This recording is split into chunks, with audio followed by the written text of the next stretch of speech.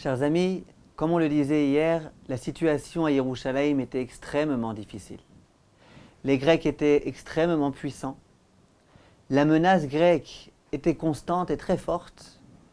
Il y avait à Jérusalem ces fameux Mithyavnim là, qui essayaient tant bien que mal, de toute leur force, de réussir à convaincre les Juifs de devenir eux aussi des Grecs. Et malheureusement, les Grecs sont déjà rentrés dans le Beth Amikdash et ils ont fait ce qu'ils ont voulu. Simplement, Baruch Hashem, même pendant cette période extrêmement difficile, Akadosh Baruch Hu n'a jamais abandonné son peuple. Et il a fait en sorte de donner de la force aux tzadikim qui se trouvaient à cette époque-là. Et les tzadikim, en l'occurrence, se sont appelés les Hashmonaïm. C'était un père qui s'appelait Matityahu ben Yochanan, et il avait 5 enfants. L'un qui s'appelait Yochanan, l'autre qui s'appelait Shimon, le troisième s'appelait Yehuda, le quatrième Elazar, et le cinquième s'appelait Yonatan. Matityahu et ses enfants, ils se sont réunis ensemble. Ils se sont dit, on ne pourra pas permettre une chose pareille. Que de telles choses se produisent, que de cette façon-là, on rentre dans le Beth Amikdash, qu'on essaye de convaincre nos frères les Juifs d'abandonner Hachem. On ne pourra pas autoriser une telle chose. Et voilà que Matityahu et ses enfants allaient dans les rues de Jérusalem. Et à voix haute, ils s'adressaient aux Juifs. Et ils leur disaient, mes frères les Juifs, continuez à observer le Shabbat. Continuez à observer le Shabbat. Continuez à faire la Brit Mila de vos enfants, à circoncire vos enfants. Continuez, étudiez la Torah, ne vous laissez pas faire, ne vous laissez pas convaincre. Et vous vous imaginez que ces Juifs-là se laissaient renforcer par des hommes tellement pieux, tellement authentiques. Mais vous imaginez aussi qu'il y a certaines personnes qui ont essayé de s'en prendre à Matityahu, qui ont essayé de le poignarder. Chaque personne qui venait, qui essayait de s'en prendre à Matityahu, immédiatement, il le tuait. Immédiatement, en un coup d'épée, il le tuait. Il était extrêmement fort, Matityahu, et surtout extrêmement convaincu de ce qu'il faisait. Et donc il y a de cette façon-là beaucoup de personnes qui sont venues, beaucoup de Grecs qui sont venus s'en prendre à Matityahu et à ses enfants, et qui se sont fait battre à plat de couture en un instant. Les conseillers de Antiochus, lorsqu'ils ont vu ce qui se passait, et lorsqu'ils ont vu qu'il y avait cette poignée d'hommes-là, tellement puissante, tellement déterminée, et lorsqu'ils ont vu en plus que ces hommes-là sont forts, qu'ils sont puissants, qu'ils ont peur de personne, et qui, à voix haute, au vu et au su de tous, proclament, continuez à servir Dieu, ils se sont dit, qu'est-ce qu'on va faire avec ces gens-là?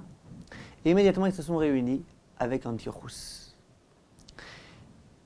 Le premier a pris la parole, il a dit, vous avez entendu ces Juifs-là? Comment ils sont forts? Et l'autre, ah bon? De quoi tu parles? Et le troisième qui dit, bah oui, cet homme-là, il s'appelle Matityahu, il est vieux, et alors qu'est-ce qu'il est fort celui-là? Qu'est-ce qu'il est puissant? Et puis il a peur de personne. Et le quatrième qui dit, ah oui, c'est vrai, t'as raison, j'ai entendu qu'il y a eu beaucoup de morts. Quoi, c'est un seul homme? Et à ce moment-là, Antiochus qui prend la parole, et qui dit, je comprends pas, mais combien ils sont ces hommes-là? Ils sont 6. Un père et 5 enfants. Nous aussi là, rien que nous et nos conseillers, là on est 6. Alors nous-mêmes on va aller, et nous-mêmes on va les tuer, on va les briser, on va en finir avec eux. On va vraiment complètement les exterminer. On est bien plus fort qu'eux. Nous on a des grandes armées. On va bien réussir à les vaincre. Alors ils sont forts, ils sont impétueux, mais c'est sûr qu'on va réussir à les vaincre. Et puis immédiatement, l'un des conseillers commence à crier « Allons-y, partons au combat !» Et ils sont partis avec beaucoup d'élan, beaucoup de conviction, en se disant qu'ils allaient réussir à vaincre les Hashmonaïm. Et ils sont partis. Et il y a eu une guerre extrêmement difficile. Ça n'a pas été facile. Simplement, Matityahu et ses enfants ne se sont pas laissés faire.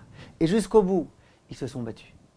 L'un des enfants de Matityahu ben Yochanan, qui s'appelait Yochanan, était vraiment révolté de voir ce qui se passait dans le Beth Amikdash. Ce Beth Amikdash, cet endroit tellement beau, tellement grand, de voir que les Grecs se trouvaient à l'intérieur, et de voir qu'à cet endroit-là, c'est devenu un endroit d'idolâtrie, de voir qu'à cet endroit-là, ils sacrifiaient du porc tous les jours. Ça a complètement insupporté Yochanan. Et il s'est dit, on ne peut pas autoriser une telle chose. Il faut faire quelque chose. On fera quelque chose, on montrera de quoi on est capable. Et voilà que Yochanan décide d'aller assassiner le chef d'état-major qui se trouvait dans le Beth Amikdash et qui s'appelait Nicanor. Que faire? Comment faire? Mission pas facile. Yochanan s'est habillé avec les vêtements du Kohen Gadol, avec la redingote. Il a pris une épée et il l'a cachée sous ses vêtements. Il a commencé à prier à Hachem. Hachem, s'il te plaît, aide-moi. Hachem, fais en sorte que je réussisse à sanctifier ton nom en public. Fais, s'il te plaît, à Kadosh Baruch Hu, en ton nom.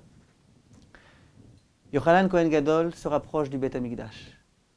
Au moment où il arrive près du Beth Amikdash et qu'il entend l'atmosphère qui régnait là-bas, il se met à pleurer. Il dit Hachem, cet endroit-là qui était tellement saint, tellement sacré, tellement beau, cet endroit-là grâce auquel on se rapprochait de toi, regarde ce qu'il est devenu. Hachem, aide-moi. Aide-moi à réussir dans ma mission, que je vais maintenant accomplir. Ça va pas être facile. Il y a des gardes tout autour du Beth Amikdash maintenant, c'est pas évident. Aide-moi, Kadosh Baruch Hu, aide-moi. Et voilà que Yochanan se rapproche du Beth Amikdash dans l'intention de rentrer à l'intérieur. Immédiatement, il y a des gardes qui l'arrêtent et qui lui disent « Eh oh, qu'est-ce que tu penses faire là, toi? Qu'est-ce que tu fais ici? Espèce de juif, espèce de rebelle.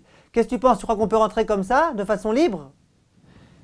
Et Yochanan dit « Non, je voulais m'adresser au chef d'état-major, à Nicanor. » Et les soldats « Ah, vous, le Kohen Gadol, vous voulez vous adresser à Nicanor? Il n'y a pas de problème. » Et dans leur tête, ils se sont dit « Ah, enfin les Juifs, ils reconnaissent que les Grecs, ils sont importants, qu'il faut parler avec eux, qu'il y a de quoi parler, qu'on peut discuter, qu'on peut échanger, qu'on peut leur demander conseil. » Ils étaient tout contents, tout fiers. Et voilà que, à ce moment-là, ils se sont adressés à Nicanor et lui ont dit « Voilà, il y a un Juif, l'un des rebelles, mais l'un des importants de chez les rebelles, qui veut s'adresser à toi. » Et Nicanor dit « Faites-le rentrer. » Au moment où il y a Yochanan qui arrive, Nicanor, il fait le fâché. Il dit « C'est toi Yochanan, toi le fils de Matityahu, c'est toi le rebelle qui refuse de te prosterner face au roi, au grand roi, au gigantesque roi Antiochus. C'est toi ?» Et Yochanan lui dit « Écoute, je vais te dire la vérité, oui c'est moi, mais aujourd'hui j'ai décidé.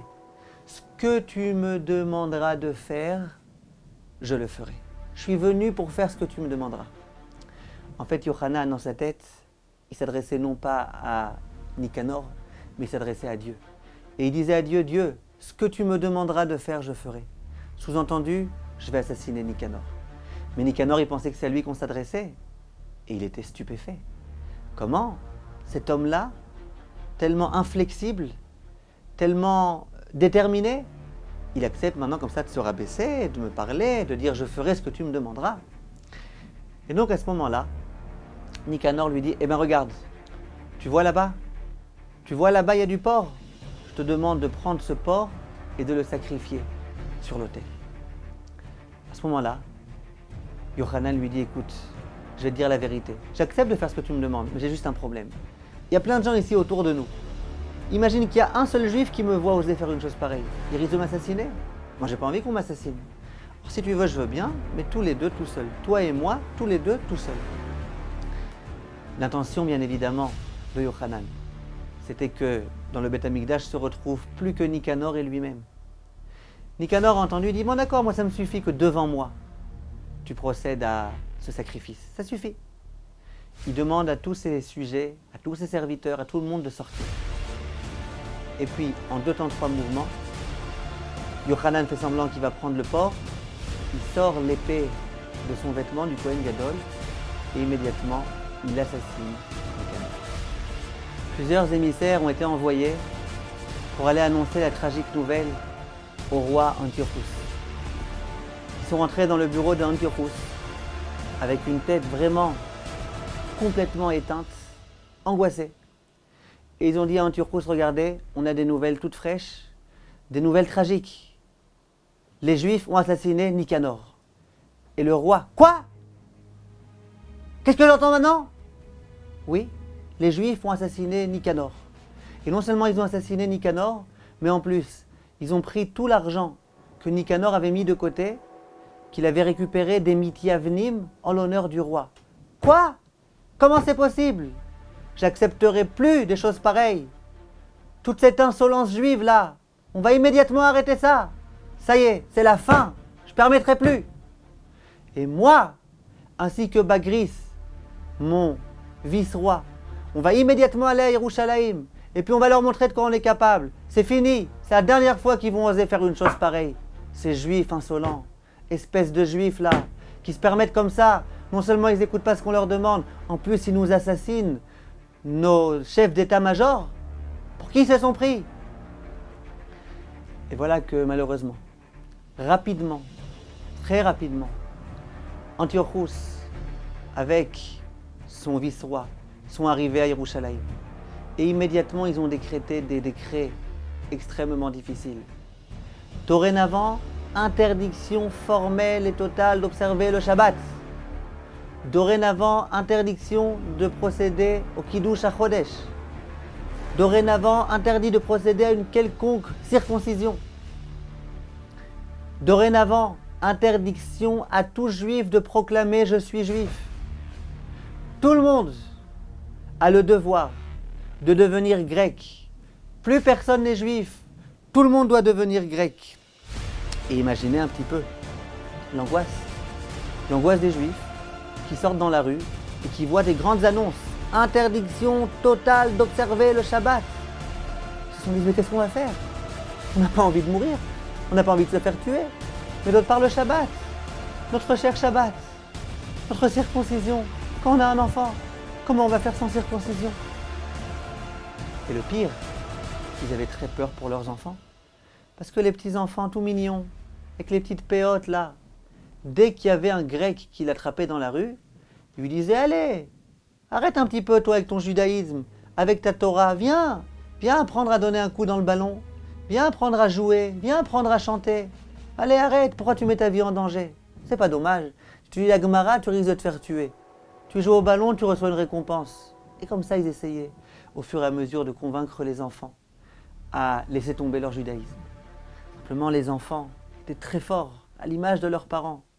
Et dès qu'ils voyaient qu'il y avait un grec quelque part, ils s'enfuyaient exprès pour essayer de pouvoir conserver leur judaïsme sain et sauf. Que faisaient les Grecs? Non seulement dans les rues, c'était une angoisse terrible à chaque instant. Non seulement dans les Bate Midrashot, sans arrêt ils rentraient pour voir qu'on n'était pas en train d'étudier la Torah, mais même dans les maisons ils rentraient. Dès qu'il y avait la maison d'un juif, immédiatement, paf, ils ouvraient la porte, ils procédaient à une effraction, ils rentraient immédiatement et vérifiaient qu'on ne soit pas en train d'étudier la Torah, qu'on ne soit pas en train d'accomplir des mitzvot. Et puis lorsqu'ils voyaient qu'on n'était pas en train d'accomplir des mitzvot, ils disaient immédiatement, je vous demande d'écrire sur vos portes, sur les linteaux, écrivez En lanu chelek beloke Israël. Écrivez, je sous-signais juif un tel, n'ai aucune appartenance avec le Dieu d'Israël. Et puis il y avait comme ça les juifs qui disaient quoi? Et puis les enfants qui avaient très peur, ils voyaient des soldats armés comme ça qui étaient en train de menacer. Et puis les parents qui ne savaient pas quoi faire, ils étaient en train de se cacher dans les jupons de leur maman. Et les parents ils se disaient dans leur tête, mais comment on peut faire une chose pareille? Nous qui n'avons qu'une seule envie, c'est de servir Hachem de tout notre cœur et de tous nos moyens. On va écrire maintenant sur nos portes qu'on n'a plus de Chelek Beloké Israël. Ils ne savaient pas quoi faire. Et les soldats sont sortis. Ils ont dit, on sort. La prochaine fois qu'on revient dans cette maison, et ça ne tardera pas, on veut voir écrit sur les portes, sur les linteaux, En lanu chelek beloké Israël. Je sous-signais juif un tel, n'appartient plus au Dieu d'Israël. Et les juifs, bien évidemment, vous imaginez, ils étaient très embêtés. Ils savaient que si malheureusement la prochaine fois ces gens-là venaient et qu'ils n'avaient pas écrit ça, ils risquaient de se faire tuer. Mais d'autre part, comment faire? Comment faire pour écrire une telle chose, une telle absurdité, quelque chose de tellement grave sur la porte de votre maison? On continue demain, Bezrat Hashem.